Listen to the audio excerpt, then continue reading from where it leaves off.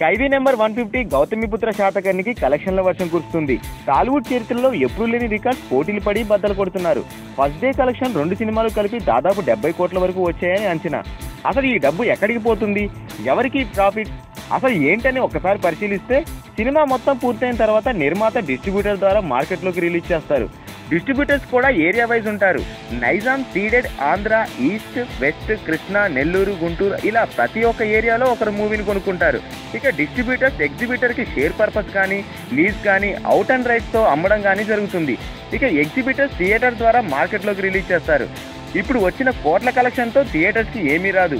ఎందుకంటే థియేటర్స్కి రోజుకింత అని రెంట్ పే చేస్తారు.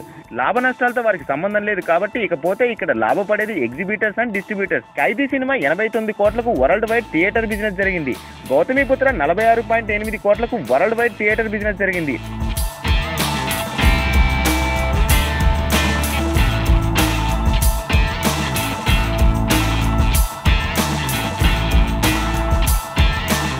ఇప్పటి వరకు వస్తున్న లెక్కలు బట్టి చూస్తుంటే 2-3 రోజుల్లోనే లాభాలు పడేట్లు ఉన్నాయి.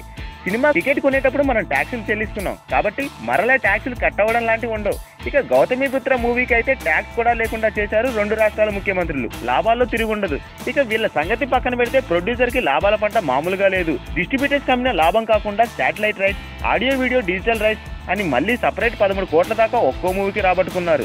ఇక అడ్వర్టైజ్మెంట్, పబ్లిసిటీ ప్రొడ్యూసర్దే బాధ్యత.